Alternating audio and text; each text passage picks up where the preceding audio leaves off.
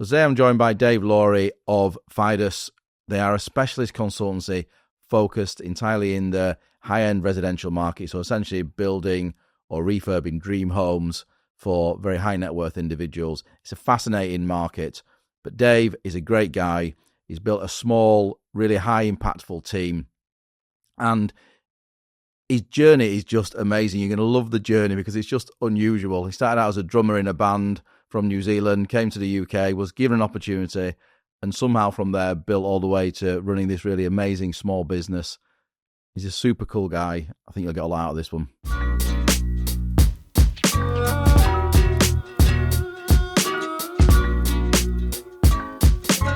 Okay, so today I'm delighted to be joined by Dave Lawry of Fidus. Dave, welcome to the pod. Thank you very much, Paul. Pleasure to be here. No, absolutely. So I think, where are you in terms of current headcount now? 6 of us in the business. 6. Okay, so I was just going to say, I think you might be our smallest consultancy to date. No, maybe not. Actually, no, you're not. You're second smallest. I think I had one who was three members of staff. So we started out at 1. You only get to 6 after 1, right? So. Yeah, absolutely, absolutely. So for everybody who doesn't know you, Dave, can you just doesn't know the business, I beg your pardon, can you just talk about Fidus as a business, what you do, what you specialise in, where you're based, all that Sure. kind of stuff? Yeah, absolutely. So we are a commercial project manager, effectively. We work in construction, specifically in high-end residential private client projects, and the industry would know us as a quantity surveyor and contract administrator, and we kind of take that to a broader scope of a commercial project manager. Yeah. Okay. Perfect. And so, like you say, you're dealing with individual properties, the kind of houses where we can all dream of living in, some kind of really wacky and wonderful fit outs, I imagine. There's some pretty special places that we get to be a part of for sure. So, the properties that we're working on are people are spending millions of pounds, and they tend to be dream homes with all the fun stuff in them. So, swimming pools and lifts and DJ booths and cinemas and all that kind of stuff. So, yeah, no, it's they're definitely fun projects to be part of. Yeah, and obviously, I appreciate a lot of this it will be under NDAs. But what's the wackiest thing you've ever seen with the houses that you're allowed to talk about? I knew you were going to ask that question. Probably a cinema where the seats fold down, go upside down, and then a DJ booth that spins around from a bar to a DJ booth. Wow. So you can kind of be having a beer and watching a movie, and then the night can escalate from there. So amazing. Yeah, that's pretty brilliant. Fun. Awesome. So what we'll do to begin with, can we kind of go backwards? How did you get into the industry? Sure. So not through a traditional route at all.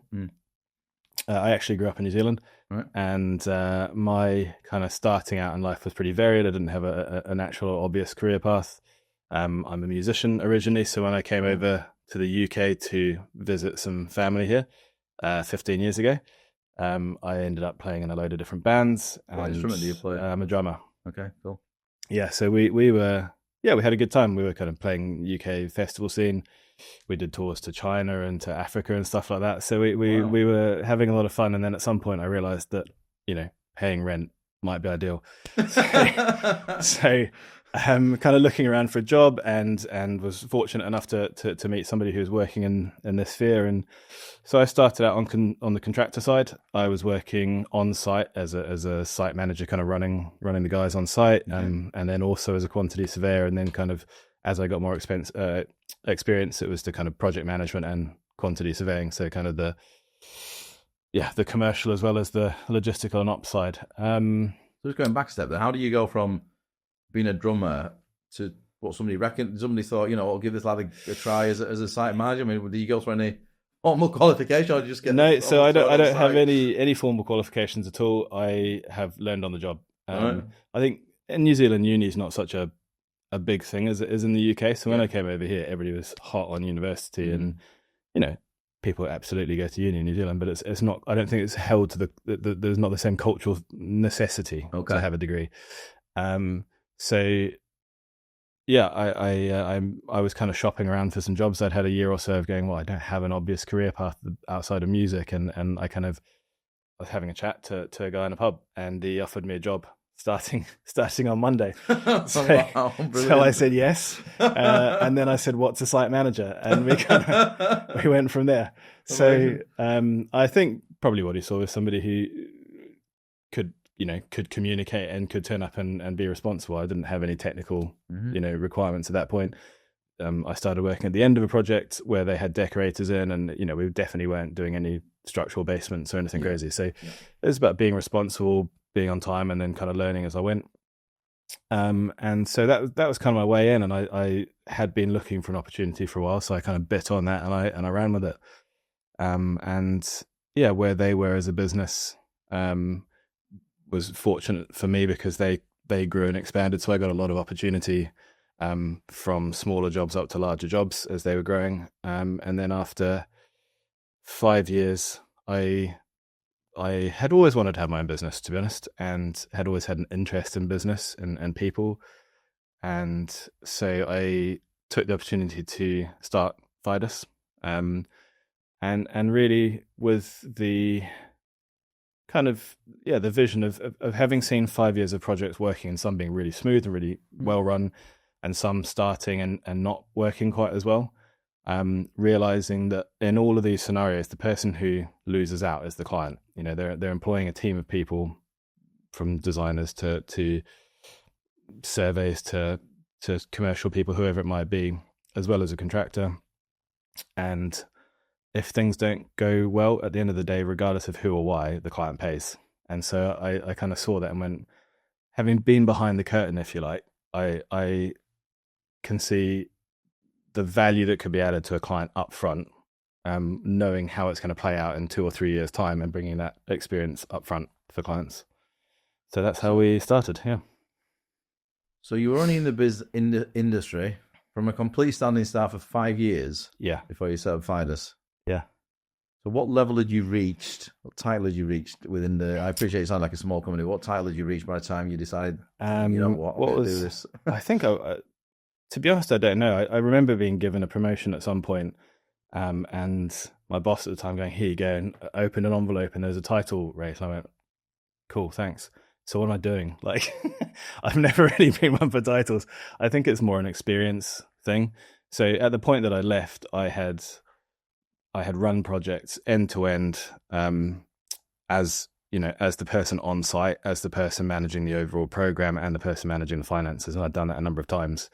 So the experience that I had doing that, I think, was, as I say, I was fortunate to join a business that was at the stage it was at the time. So I got a lot of experience very fast. In the same sector that you're in now? 100%, yeah. It's the same project, so all high end. Yep. But that's still pretty impressive that you've done that. You've learned on the job, and in 5 years said, you know what, I can do this. Set up your own consultancy to deliver that. But then must have also been very convincing to potential clients. I know some of them were clients you'd already previously done work for, to then say, you can trust me to do this.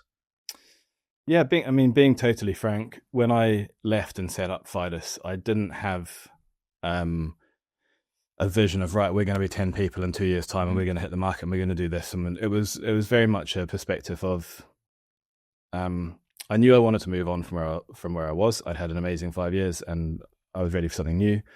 I wanted to switch over to client side. I'd always wanted my own business. So it was kind of, right, let's do that and let's see what happens. And so I didn't put any pressure on it. I didn't do any big marketing launch. And, I kind of just started and I started getting phone calls from people saying, oh, I heard you left and you're doing your own thing. I've got this thing. Would you be interested? And I realized very quickly that just creating the space meant that people would give you opportunities that if they had known you were busy, you never would have had that phone call.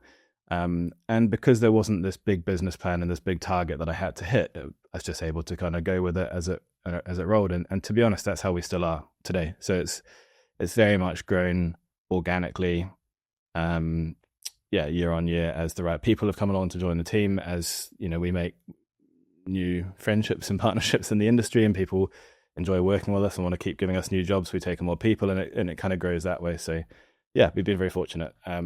What it has meant is you've not only been, I think you're probably giving yourself a disservice there. You must have done a bloody good job, because people don't trust you, they don't give you repeat work, and I imagine in the space that you're in, you certainly don't get referred to their friends, which often I presume is the case. Don't know whether some of the work comes through maybe different consultancies like architects, but you don't get recommended and given that work unless you're doing a good job and people can trust you to do the job. I mean, yeah, there is absolutely that. I think, I know when somebody asks me for a recommendation, you weigh that, right? Because the kind of clients that we're working with aren't going to Google and aren't kind of comparing fee proposals to save $2,000. They want to know somebody they can trust, that they're going to work with. A short project like this will last 6 months. Typically they're kind of 2 to 3 years. Some of them go to 4 or 5 years. So, you're in somebody's life for a long time. You're managing their money, you're managing their interests. You kind of get a top line brief from them. But ultimately they are trusting us to be their partner in this and outwork things behind the scenes for them to deliver to what we've agreed up front. So, and it's quite personal to them as well. It's not like, I don't know, somebody working for Google having a fit out of an office space. Don't get me wrong, they're wanting to high standards, but it's not personal to them. No, that is very true. I think the difference between this part of construction and a lot of construction, I think overall construction's a pretty commercial and corporate world. We're dealing with dream homes for people who are going to move in with their families. And so there's a lot of money at stake and there's a lot of time in their families' lives at stake that they don't want to waste. But it is also an emotional journey for people. And understanding all of those aspects and being able to pull those together, I think has stood us in good stead. Yeah. And I touched on at the beginning, I think we've kind of got a broader scope than what a traditional QS firm, especially kind of outside of high end, would have. That was built in the early years of Fidus. So when I left the contractor side and started up on this side of the fence, if you like, to bring some transparency to clients and kind of help them navigate this very complex world that has a huge amount of variables. That service was built by me sitting at kitchen tables with people and having a cup of coffee once a week as they were asking me questions about their project and what was going on and where we were at and what did this mean and what did they have to think about. And so how we operate now is built on the feedback from people and the kind of questions that they have. So, rather than a standard schedule of services where people go, well, we do this and we don't do this. And the client goes, well, aren't you? Oh, and I don't, that's not on the list actually. Sorry, guys. It's like anything commercial, we're your people. So whether that's that, whether it's commercial structuring of projects, whether it is insurances or helping them with the professional team appointments or any kind of wider scope on the project, the program and strategies and sequencing, they just want one person to talk to who they know has got their back. And that's kind of how we've grown, I think. Yeah. So we've kind of grown, from what clients want rather than what QSs usually do. Yeah, perfect. Before I forget, I got some meaning to ask you, where did Fidus come from as a name? I was very clear I didn't want to have my name in the name of the company. Okay. That tells you everything you need to know about my level of ego. But Fidus is from a Latin root, is Latin, and is the root of fiduciary. So fiscal financial responsibility and trustworthiness. Oh, perfect. Yeah. Good. Cool. That's clever. Yeah. And then a lot of people do that. A lot of people pick Latin names. Yeah. That's a few of my other clients similar that come out with that. Nice. I am fortunate enough to have an uncle that helped guide me in that direction when I was fishing around and not really knowing. So perfect. Thank you, Simon. Awesome. So what I love about you, you even now you're coming across being you're still that kind of almost in some levels you seem like, and I'm sure there must be more to this, but you almost come across like that drummer who's just got off the plane from New Zealand. And he's like, "Let's just see how it goes, see what happens." Yeah, I mean, you've I think that's just who I am. I'm not trying to be something else, but I think I haven't been forged in a different way through this process either. So, if clients, if I was operating like this and clients went, "You're just not respecting me," you'd change something pretty quickly, wouldn't you? Yeah. And I think I found the opposite actually, which is clients quite like the fact you're just being real. You're not trying to present them something in an overly formalized manner. You're talking their language. You're not using jargon and construction speak. Our whole raison d'etre is we're taking something complex and making it very simple and transparent so that you can be in control of this rather than needing to go through a translator and not really knowing what's going on. So yeah, perfect. And do you think the sector that you're in probably plays to that and probably plays to your character in terms of, because maybe again, let's say the corporate office fit out world, they probably want a very different kind of 100% mentality, maybe. Yeah. So where the fortune does come into this is I was lucky that how I came into this happened to be high end. Yeah. I don't think that I would have stuck around in that bigger commercial, very contractual, trying to get the clauses right, trying to trip people up, trying to squeeze payment terms on people. This is kind of the other end. You need to have an eye on that, and you need to be very solid, and you need to make sure that there's clear contracts and people have their expectations managed and people have very clear responsibilities and the client can rely on that. But equally, you have conversations with clients and go, look, I know that the payment's not due for a week, but if we could pull this one forward a bit, because this will help the stone get procured and that will come, and actually that has a benefit to you. They go, yeah, of course, no problem at all. Let's facilitate that. So what they want is that visibility and somebody kind of having those conversations rather than going, I just saved you a week's worth of cash flow. It's like, well, how does that help me? Yeah. So it is nice to be operating in a sphere where you have to be incredibly professional and at a certain standard, but you can also be quite relaxed about how you do that and just be a real person about it. And like you say, that's what they want, because they're not in most cases they're not savvy construction experts themselves. So no, definitely not. Yeah. So there's a bit of a translator role here as well. Yeah. We're operating between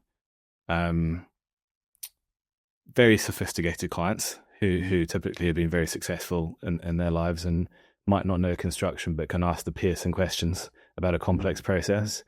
We're dealing with different types of designers. So a structural engineer is going to think about a project in a very different way than an interior designer is thinking about it, and how the client wants them to think about it are different as well, and the kind of conversations they're having, to the contractor, to the bricklayer who has a very different perspective on this as well. And so you have to be able to understand everybody's points of view, and you need everybody to pull these projects together, right? It doesn't work without the thousands of people involved. And kind of, even if those people aren't able to communicate necessarily in the same way, pulling all those things together to keep the project moving forwards and give the client the information they need there's a translator role there, I'd say. Yeah, absolutely. I'm assuming that the supply chain in that area is quite small as well, because again, as much as you've got to be trusted, you've got, I don't know, a contractor coming to somebody's house in effect, or someone's home in effect, sorry. So again, that you probably need certain contractors who are just, know the market they operate in. Absolutely. In terms of the people going into that house, etc. at home. There's definitely been scenarios where the wrong contractor was used for the wrong project, and that has, the client loses out there because they have to rebuild things. And so, they might be a very good contractor, but they were used to doing offices and they've been asked to do a high-end private home. It's a different world. It's a different supply chain. There's a different level of expectation. There's a different way to manage the volume of information that's going to come through and when you get that.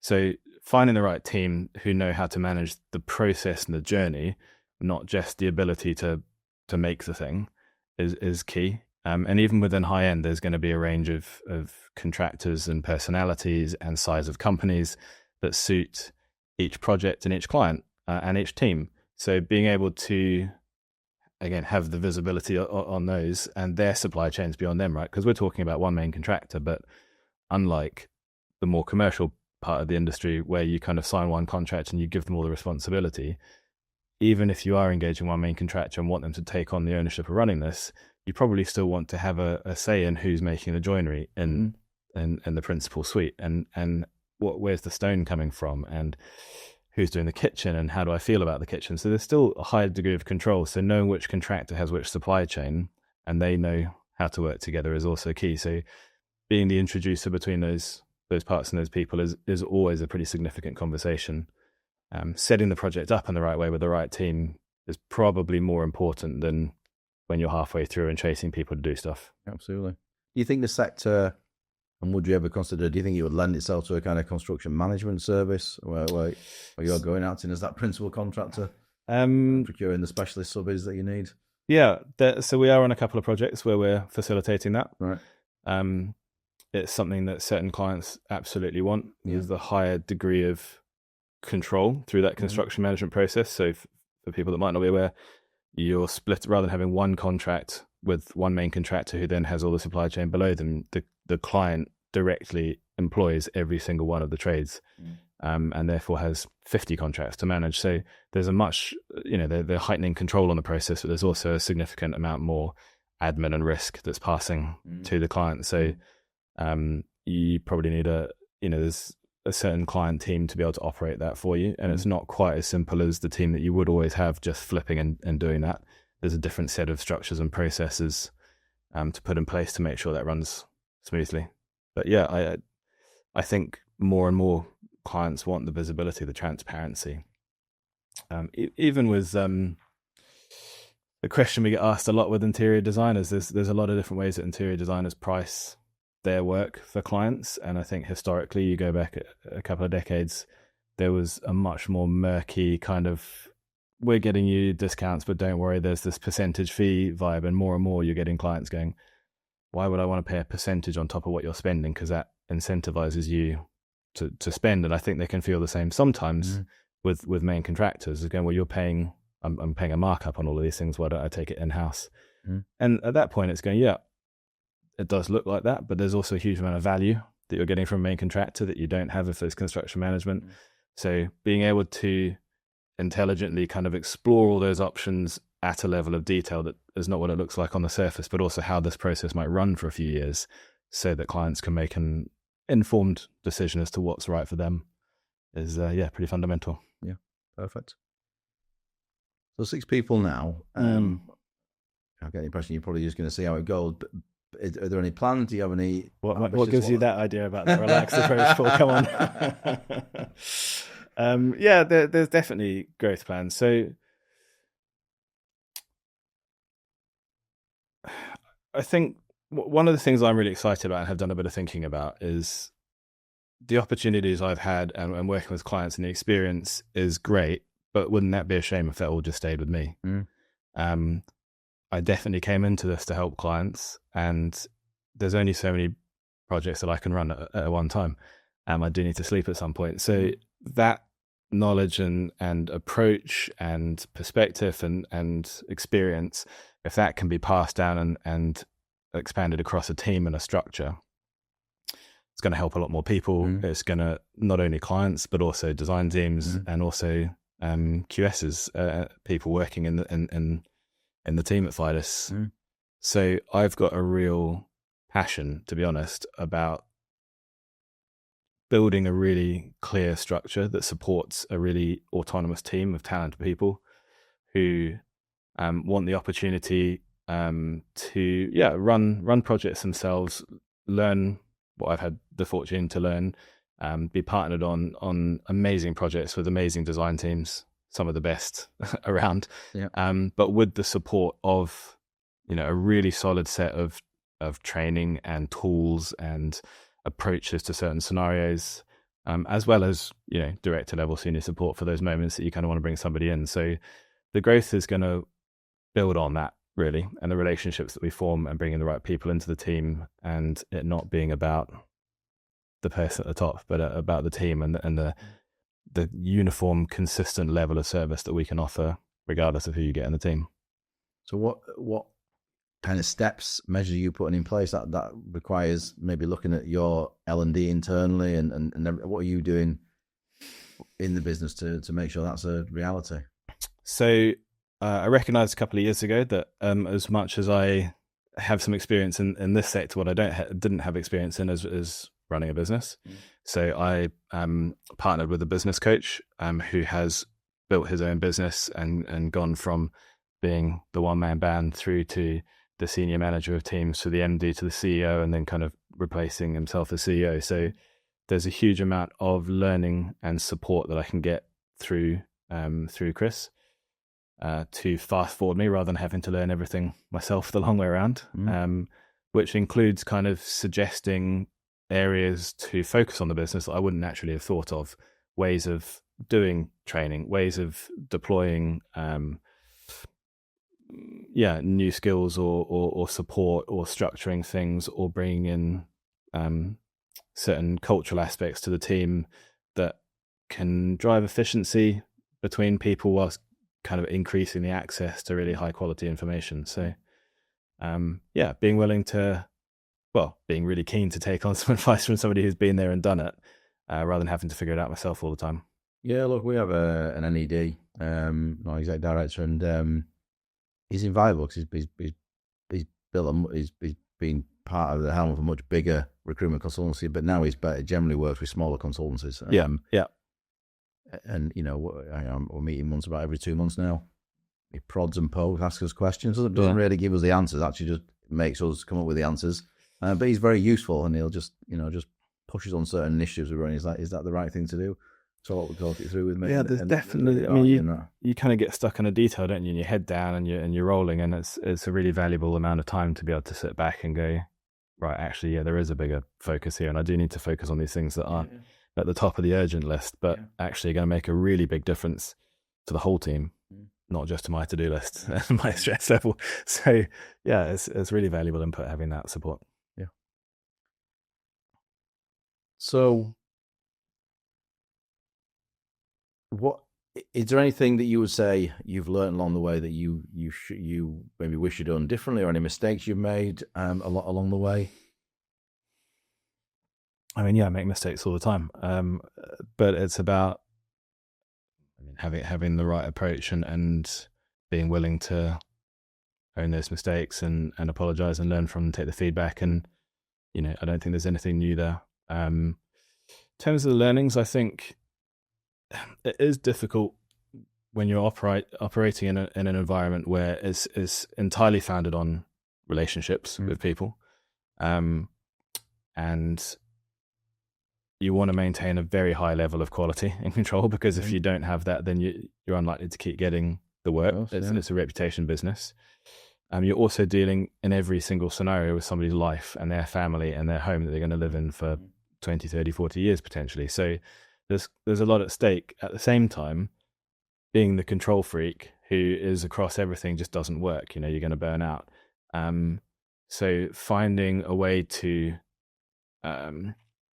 let go of some of that detail without letting go of the quality, and kind of changing the approach, how you put your time into things, where you're focusing that. Also, if you want to hire really good people and get the best out of them, sitting on their shoulder, telling them what to do, how to do it, and kind of micromanaging isn't going to be the way to get the best out of people. No. So it's that balance, I think, between kind of hands off enough where people will learn and grow and make their own mistakes, but ultimately going to have a vested interest in the project that they're working on, and they don't default to asking somebody else, but they go, no, I care about this, I want to solve it. And if they make a mistake, they're kind of wanting to get it right and fix it. And that balance, I think, where as a whole, as a team, we're always kind of leveling up, without it all coming through to me, because you're the person at the top. And I think in high end, there is a real de facto scenario of that kind of, high net worth clients wanting to talk to the person at the top. Director of another business wants to talk to the director of the business, and that's fine. But you don't want to be the bottleneck. You don't want to be stopping that growth and that progress. You want to facilitate other people for the benefit of your team, the design team, the wider team, the clients. So, I think that is definitely an area of focus that we've really kind of pushed on to support the team rather than doing it for them. Well, you can't be everywhere all the time, can you? It's a reality. So ultimately, if you do become that bottleneck, you're not going to grow, are you? Because no, exactly. And quality then relies on you, which it shouldn't. It should, the time spent on. Simple example, we're talking about buying a stone staircase for a client, and we can give them a complicated accounting document with loads of stuff about warranties and guarantees and insurances and timelines and payment terms. It's not really going to mean a lot to a client, but if we can turn that into a very simple framed thing of, look, we've gone and talked to 3 people, there's different products, different things. As a team, we've kind of weighed these for you. We think this is the best option for these 3 simple reasons. Here's the next steps. Great. Okay. And they don't need to know the detail about the warranties and guarantees and specifics in terms of the contract, but those have been considered for them. You don't want that process to be figured out by each person in the team individually. You want to go, right, as a collective, we figured this out, let's launch that. So, but that takes time, right? That takes sitting down and creating that tool to give people the checklist of things to think about, the way to approach it. So that's where I'm putting my time is into that for the benefit of the team and the company, really. And so are you deploying, I guess, any kind of tech or systems to do that? Tech's a really interesting one, especially with AI coming out, right? So there's a huge value to it. Tech is a tool, though, right? It's not going to replace ability, and I think there's a tendency to get excited about new toys and new things coming out, and then an over reliance, or it's not quite right. Equally, it can be used in a way that you kind of operate how you were operating, and then you kind of try and port that into tech, and actually you're not getting the best out of the tech either. So the way we're approaching that, we do have a core project management tool at the center of the business, which is a portal that gives each of the senior project runners the detailed run of their projects and the control over the timeline within that, what needs to be delivered and expectations. It gives the more senior kind of managers the ability to check in on that and see that without having to sit down and have a half-hour debrief with everybody every single time that they need some information because they've just got that visibility. It also is constantly being updated to pull out some dashboards and analytics for me and everybody else, every team member, of kind of key information that's really useful just to keep a check on without having to manually go and process. So that exists, and we're only going to continue to build on that. And there's other ideas in the pipeline as well for how we can build on that structure that we've got of trying to give the team as much autonomy as possible, as much support as possible, increasing their access to really high quality information, really quickly, rather than digging through spreadsheets, which ultimately gives clients a better service as well, because they're getting better quality information faster from a team who can navigate that and understand and pull that stuff out and have that at their fingertips. So, but yeah, it's a process that's being considered rather than just adopting some tools for the fun of it, I'd say. And so what is that product you're using? Sorry, what is the product you're using? The product's called Scoro, which pulls together... Scoro, yeah. Okay. It pulls together project management and finances and resourcing. And we did quite a lot of research on what is the product that we could find that covers as many of the bases as possible. Cool. Good. And it's working very well. And the great thing is these products exist now and they're out there. And for sure. They absolutely do save you time, just like you said. 100%. Find all the information in one place and have oversight of what's going on is massively useful. Save you time and also improve what you're getting out. That data always existed in the business, right? But whether you had visibility of it or whether you had the time to do the analysis to get the visibility of it, yeah. Probably not. So it's saving you time and improving the awareness. So it's great. Yeah, perfect. Enjoying the kind of journey that you've been on, have there been any really, like, I guess, like, kind of horrible moments or scary moments where things could have all gone wrong? Is it? Sure. Yeah. The moment just before I started working with a business coach, I had recognized the need to make some significant changes because we're at that point of growth, and made some changes and they weren't the right ones, and it almost backfired. And so there was right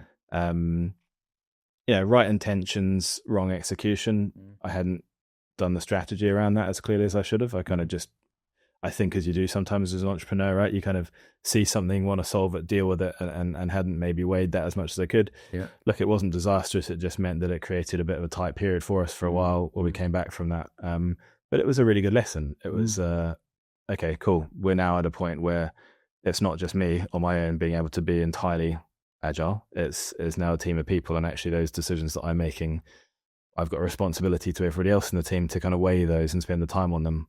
Rather than just, navigating it how I might if I was on my own. So, yeah, I repeat this in quite a few of these episodes already. I think I feel like a still record, but someone told me a kind of rule of threes, which I thought was brilliant. So going from one person to three person is a step change, because when you're on your own, you can just do what you want, and you are the brain of the business. You know everything because it's just you in the business. Yeah. But then going from 1 to 3, then going from 3 to 10, and then 10 to 30, these are all big steps where everything almost has to break, and you have to.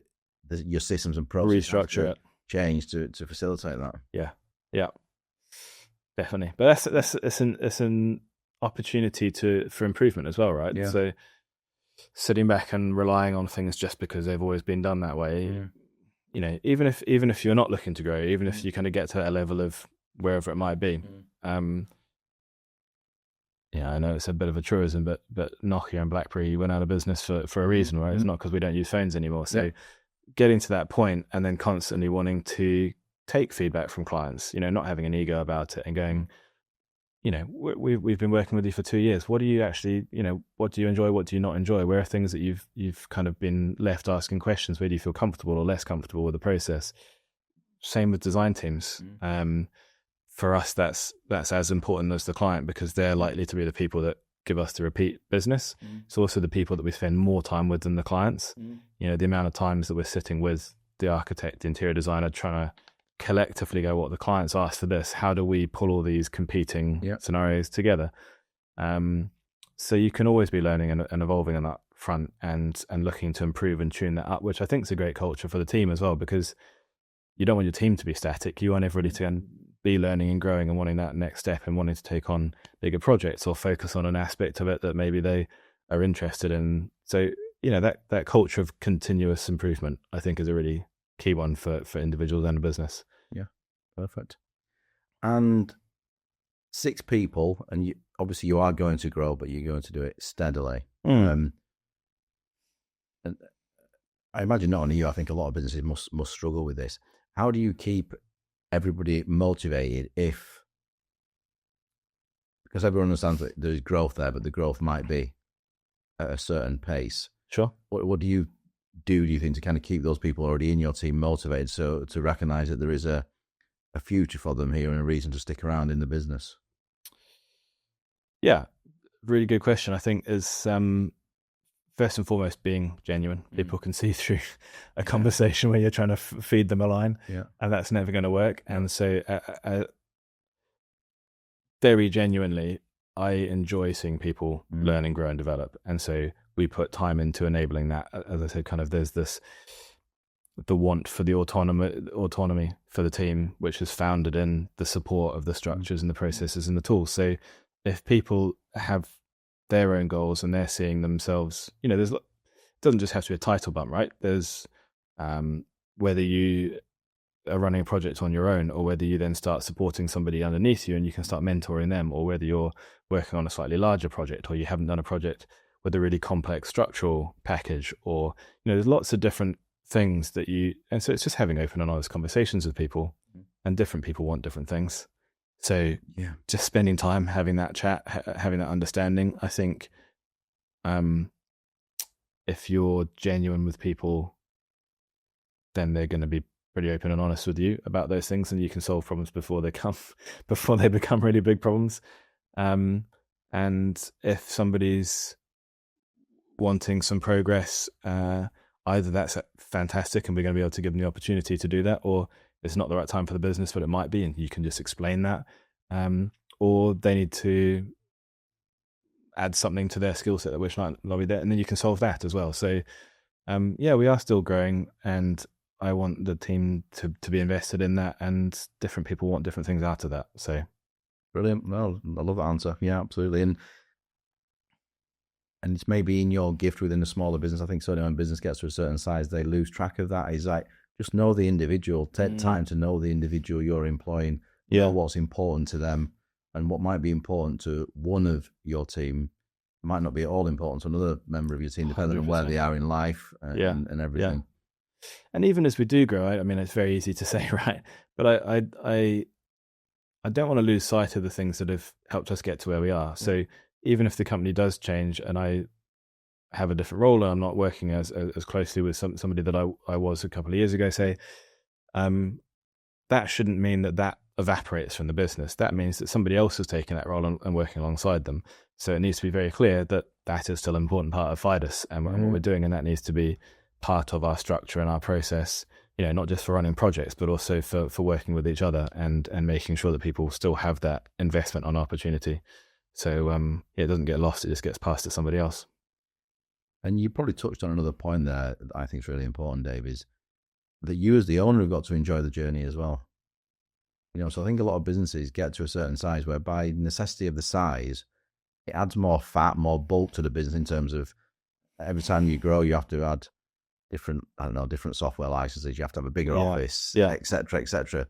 And it can get to a point where it suddenly no longer becomes a fun exercise for the business owner. Yeah. Because it just becomes constant stress. And I think, as two business owners, the business, having own business is never stress-free. You're always stressed to it. But and I think where a lot of businesses go beyond that, they hit a sweet spot where they're absolutely loving it and profit is at a decent level so that they can afford the life they want. But then they chase something else bigger and it's suddenly not enjoyable and profit probably drops as part of that because you carry a lot more weight in the business. So it's not enjoyable. So part of that journey is not losing sight of, right, I enjoy it now. Yeah. And so when you do decide to take on additional people, do it with the right intent that, okay, I've calculated this and I'm still 100%. I'm going to keep on enjoying it. Yeah, it's hard graft, right? It's not a 9 to 5 and then you pack up and go home. If something has to be done, then you're the one doing it a lot of the time. And then as soon as that's done, you're thinking about the next thing. So yeah, if you're not enjoying it, you don't know why you're doing it, you're not going to last very long at all. I guess it goes back to that point about being strategic about it as well, of going, well, if you want to grow because you want to increase your profits, don't just take on 5 people. Think about, right, should we be building, should we be hiring senior project runners and then hiring an associate director level person to support those once we've got that team in place? Or should you be hiring the associate director and tasking them with building that team out underneath them? Or actually, do we need to restructure the team we've got and we could take on a 15% projects if we hired another supporting project surveyor for the seniors? So there's always going to be different aspects and different ways of kind of being strategic about that. So I guess knowing what you want, knowing where you're going, and not just trying to go for the sake of it. But how much is enough is such a key question, right? And it's something that we ask. It's attractive to us when we're talking to contractors and introducing them to clients, and they say, look, we want to be doing projects between 1 and 3 million. We know that we've got good teams in the business and we can do 3 of those a year. We're not trying to be more than that. That's our sweet spot and we nail it and we're really good at it. Perfect. It's music to my ears, right? You don't want to go into a restaurant with a menu list of 100 things and what's good? Everything. Obviously not. So, somebody who's kind of figured out where they're at, what they enjoy doing, taking pride in doing that and doing it well is the sweet spot, right? Yeah, perfect. And what do you do personally to, I guess, kind of de-stress, relax? Is it? I'm not allowed to say pints, am I? Is that? You can definitely say pints.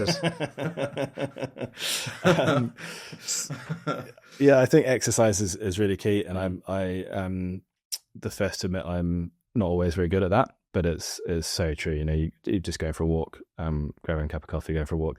We're lucky enough to work down by the river. I was about to say, you can walk for miles if you want, can't you? Yeah. If you're having a particularly stressful day, I'm going for a walk. Yeah. See you later, team. 3 hours later, Dave's still not back. Yeah, exactly.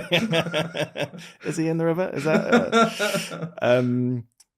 That's key. I think having people to talk to, because it can be a pretty lonely position where you're carrying a huge amount of responsibility for a lot of people, and it's not always appropriate to talk to the team about some of the things that you're weighing up and considering. And just because something's going a bit sideways over here doesn't kind of stop any of the normal things you've got to deliver over here. So having people who kind of get it and you can have a chat with, also people who don't really care and just want to have a laugh is really important as well. 100%. So I think it's easy to kind of become isolated and insular when you're running a business, and staying connected with people and staying connected with yourself and looking after yourself, I think are pretty key. And I agree with that. I think one of the loneliest places can be a business owner sometimes, particularly if you are the sole business owner. It can be a really lonely place, I think. It doesn't make sense of value maybe going into business with somebody else or other people that you can at least share the load sometimes. Sure. Or if not, if you're a solo business owner, then sometimes it can be hard, and it's like maybe connecting with other business owners either in the same space or a different space who just to talk to. Chris, you mentioned earlier, I'm sure you probably some of the sounding boards sometimes for you for a really shit day, just to pick up the phone and have a conversation with and bounce a few things off of. So yeah, it's really, really important. And also taking time sometimes to kind of celebrate the wins and That's a hard give one. yourself a treat. I think that's a hard one, isn't it? Because you know, when you have this, you're never done. There's always something else you can do. So taking a pause and kind of appreciating that and going, and I think that's actually where other people can be really valuable, because they've got the perspective, and you know, you're having a chat and go, oh, it's really hard at the moment. What's going on? They go, dude, just remember, like, where were you a year ago? This is phenomenal. Like, this is a big shift. Let's celebrate this. Yeah. Oh yeah, that's true. Actually, I would have been a year ago. I would have been really happy with this. So, that perspective is hugely valuable for sure. But it's hard sometimes to give to yourself, isn't it? It really is, as a small business owner, for sure. Yeah, sure. Last two questions, Dave. This one may or may not be easy for you to answer. So I do appreciate the people you work with. You've got NDAs and the like. So as I mentioned earlier, what's been the project, would you say, that's you kind of maybe learn the most from, that maybe you're the proudest of? And I find with these people, it doesn't necessarily be the biggest or grandest you ever delivered, but it's the one that you learn the most from. So the second project I ever did. So the first project I did when I was working with the contractor. Yeah. I was given a 3-week project to run, and there's a small shop fit out in Mayfair, and I got through that with some support, and they went, okay, fine, maybe we'll give you something a bit more complex. And it was a 3-month, a developer had come to town and this was the kind of basement ground floor of a high-rise building with a whole load of offices above it, and they were turning that into their marketing suite. We had 3 months spanning Christmas. We started with very little design, and the CEO of the business had booked his tickets to come to the opening, and the caterers were booked. So no design, very tight timescale, Christmas in the middle, and it was a real learning experience. You know, I didn't really know what I was doing, to be honest, and it was a real get thrown in the deep end and figure it out. And the feedback I had subsequently to that was, I don't know how you did that. Like, that wasn't actually a possible project. Like, that shouldn't have worked, and it did. And I think the only reason it did is because I went into it going, well, I've been asked to do it, so obviously it's possible. And so you find a way through it. If you went in with a bit of knowledge, you'd look at it and go, oh, it's not possible, guys. You can't do that. And so, yeah, I feel pretty proud of that one, because it also built relationships for me that carry on to this day. And really kicked this all off. But it's also a really good lesson as well, isn't it? That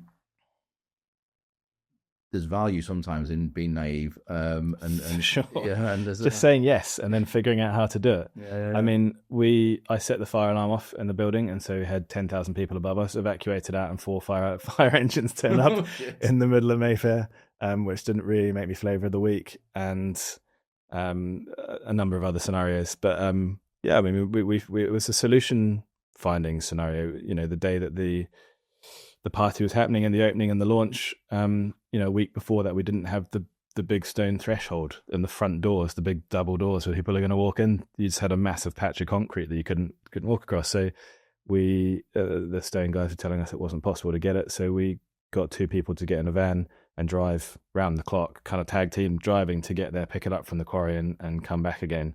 And then we got it in. So you get forced to figure things out and make it happen. And there's a fun in that, right? And there's an enjoyment, and there's a camaraderie and doing something special with other people and pulling together people with lots of different disciplines to create something that is bespoke and unique, and they're to be enjoyed for years to come, hopefully. Amazing. And then last question, who would you say has been your best boss or mentor over the years? I got told very early on in my career by a boss I respect a lot that, you're not going to be me, you're not going to be him, you're going to draw a little bit from everybody. And that has really, really stuck with me, actually, because everybody has something to offer, and you might not, we're all different, right? So you might not really enjoy the way that they deal with certain situations, but actually how they've prepped for that and how they approached it and thought about it and analysed it up front was really valuable, or vice versa. So learning a little bit from everybody and kind of taking the things that you like and building that into you, I think is that has been really good advice. There's a number of different people, I'd say. So my dad actually gave me some really, really valuable advice when I was younger, which I didn't really enjoy at the time as a teenager, but that communication is the responsibility of the communicator, which when you're a teenager and dad's asking you a load of questions, it's like, oh, bugger off, come on, you know. But ultimately, for what I do now, different people hear things differently. So understanding what the situation is that they're in, what their experience is, what their emotion might be around the situation. So I want to deliver a piece of news this way.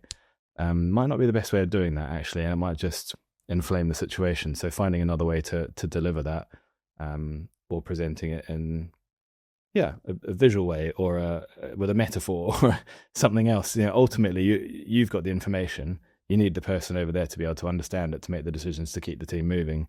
So it's your responsibility to be able to enable that. So I'd say that's a pretty key piece of information that stuck with me as well. Yeah, perfect. Dave, thanks very much for your time today. Not at all. It's been a pleasure, Paul. Thanks very much for the invite. No, absolute pleasure. Cheers. Cheers, mate.